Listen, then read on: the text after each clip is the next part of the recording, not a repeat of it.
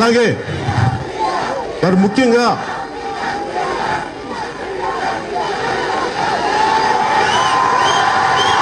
ఏంటది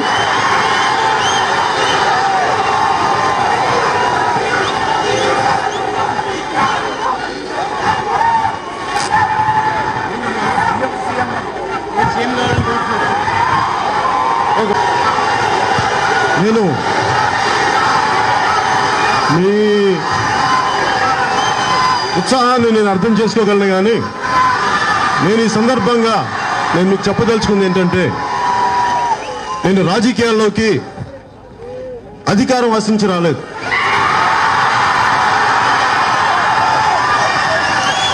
social transformation ఆశించి వచ్చాను నేను రాజకీయాల్లోకి. ఎవరికైతే కష్టాలు ఉన్నాయో, ఎవరికైతే సమస్యల వలయంలో చిక్కుకున్నారో, ఎవరికైతే ప్రభుత్వాలు అండగా లేవో వారికి అండగా నిలబడటానికి నేను వచ్చాను. అందుకే జనసేన పార్టీ పెట్టాను.